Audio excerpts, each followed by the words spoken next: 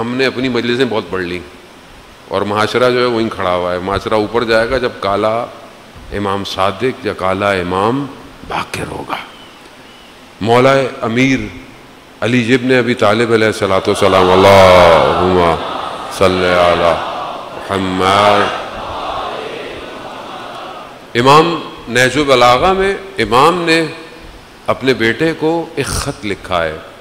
غالباً میں کل کوشش کروں گا انشاءاللہ، وہ زیادہ وقت ابھی بہت تیزی سے آگے بڑھ رہا ہے اور شبیہ جو ہے وہ جھولا بھی برآمد ہونا ہے. امام کی جو اس ٹائم ایج ہے وہ 62 ایئرز 62 سال ہے اور امام حسن مجتبیٰ علیہ السلام کی جو ایج ہے 30+ ہے. امام نے غالباً ایک جنگ سے واپس آ کر اپنے بیٹے کو خط لکھا ہے، نامہ. کہا کہ ایک بوڑھا باپ ایک جوان کو خط لکھ رہا ہے. 100 سے زیادہ more than 100 سفارشات ہیں جو امام نے اپنے بیٹے سے کی ہیں. بہترین اخلاق پہ مبنی یہ امام کا لیٹر ہے. میں انشاءاللہ کل آپ کی خدمت میں کوشش کروں گا اس میں سے زیادہ چیزیں پڑھوں. آج ایک آدھ چیز آپ سے پڑھ کے التماس سے دو. امام نے بیٹے کو لکھا ہے، بیٹا جو چیز اپنے لیے پسند کرو، جو چیز تمہیں اپنے لیے پسند ہے وہی دوسرے کے لیے بھی پسند کرو. مثلا تمہیں یہ پسند ہے کہ تمہارے ساتھ کوئی زیادتی نہ ہو تو دوسرے کے ساتھ بھی زیادتی مت کرو. تم چاہتے ہو کہ تمہاری اولاد تمہارے ساتھ اچھی رہے تو تم اپنے والدین کے ساتھ اچھے رہو. تم چاہتے ہو تمہاری ناموس پہ تمہاری ماں بہن پر کوئی غلط نگاہ نہ ڈالے تو تم بھی کسی کی ماں بہن کو غلط نگاہ سے مت دیکھو. یعنی جو تم اپنے لیے پسند کرتے ہو، جو تم اپنے لیے سوچتے ہو، دوسروں کے لیے بھی وہی کرو. کتنا بہترین ایک جملہ ہے معاشرہ سازی کے لیے. جو اپنے لیے پسند، اور دوسری روایات بھی ہیں کہ جو تم اپنے لیے پسند کرتے ہو اپنے مومن بھائی کے لیے بھی پسند کرو. یہ دوسری روایت ہے، یہ الگ سے ہے. یہ اب مومن بھائی میں بے شک آپ کا سگا بھائی کیوں نہ ہو، پہلے تو ظاہر ہے وہ ہوگا، اس کے بعد آپ دوست احباب ہوں گے. عزیزان محترم یہ پریکٹیکل ہے. اچھا آپ دوسرے چھوڑ دیں، آپ اپنے گھر کو دیکھ لیں. آپ کیا جو اپنے لیے پسند کرتے ہیں کیا آپ اپنے سگے بھائی کے لیے پسند کرتے ہیں؟ مطلب میں کوئی کپڑا خریدوں، کوئی چیز مجھے اچھی لگے، ہو سکتا ہے شاید اس کو ضرورت نہ ہو، نہ دے، وہ الگ بات ہے. لیکن کیا واقعاً آپ کہتے ہیں کہ یہ میں اس کو دے دوں یا میں اس کے لیے لے جاؤں؟ یہ مثلا آپ کے گھر میں، آپ کی فیملی میں یتیم بچے ہیں، کسی کے بھی ہو سکتے ہیں، رشتہ داروں کے ہو سکتے ہیں. آپ اپنے بچوں کے لیے پھل لے کر آئے، یا آپ کے گھر میں کام کرنے والے ہیں XYZ، یا آپ کمپنی میں آپ کے آفس کے باہر جو گارڈ بیٹھا ہوتا ہے اس کی سیلری کیا ہوتی ہے.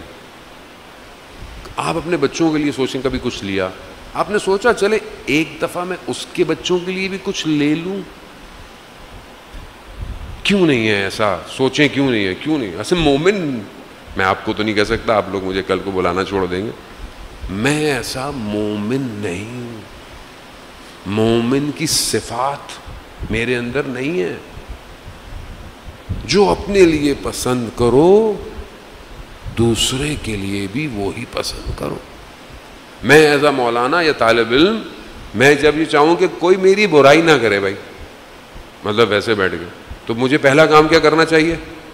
مجھے بھی دوسروں کی برائی کم از کم، مطلب ایسی چیز جو آج کل فیشن برائیاں کرنا، آج کل تو دو چار لوگ بیٹھ جائیں تو یا مولوی صاحب بیچارے سنتے رہتے ہیں یا پھر نوا خان سنتا رہتا ہے. یا ہمارے ہاں تو آج کل محرم میں تو یہی ٹیبل آف ٹاک ہوتی ہے، سبیل پہ کھڑے ہو کے جب چائے پی رہے ہوتے ہیں یا پانی پی رہے ہوتے ہیں تو یہی ڈسکشن ہے نا ہماری. تو آپ کوشش کریں جانے محترم، اگر آپ جو چیز اپنے لیے پسند نہیں چاہتے کہ آپ کے ساتھ ہو تو آپ دوسرے کے لیے بھی. یہ سوسائٹی کی فارمیشن ہے. کمیونٹی اسی طرح ڈیزائن، انشاءاللہ کل خدا فرصت دے گا تو وہ لیٹر آپ کے پاس میں لے کر آؤں گا اور آپ کے سامنے اس میں سے کچھ چیزیں آپ کو بیان کروں گا.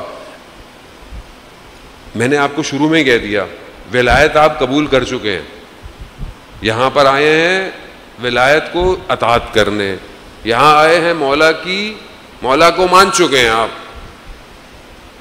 اگر نہیں مانے ہیں تو میں آپ کو پتہ بھیج دیتا ہوں, وہاں پہلے مجلس سن کے آیا کریں, پھر میری مجلس میں آیا کریں. مولا کو ماننے کے بعد اب مولا کی ماننی ہے. یا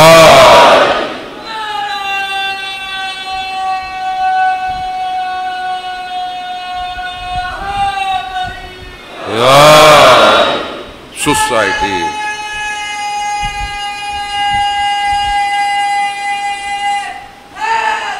یا سبحان ماش خدا سلامت رکھے اور انہی نعروں پہ قائم اور دائم رہے انسان.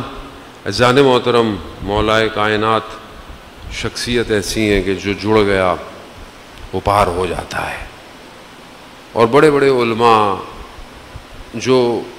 جنہوں نے اپنا وقت نجف میں گزارا, اتنے مضبوط اور اتنے اسٹرانگ تھے کہ واقعاً یعنی ہم جب امام کو مانتے ہیں, یعنی امام نے اپنی زندگی میں کیا کیا دیکھا, کیا کیا ہوا, اور اس کے بعد پھر انسان کو اپنی زندگی بھی ویسی گزارنی چاہیے. آیت اللہ اصفہانی جو مراجع ہیں, ایک طالب علم کہتا ہے کہ میں ان کی خدمت میں گیا نجف میں, مولا کا حرم ہے, نماز غالباً وہ پڑھاتے تھے وہاں پہ.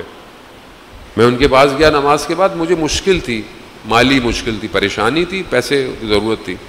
انہوں نے بولا کل آ جانا, کل اسی وقت آ جانا. میں کہا ٹھیک ہے. کل دن میں پتہ چلا کہ ان کے بیٹے کو شہید کر دیا گیا, بیٹے کے گلے کو کاٹ دیا منافقین نے. کل سب بھول گیا.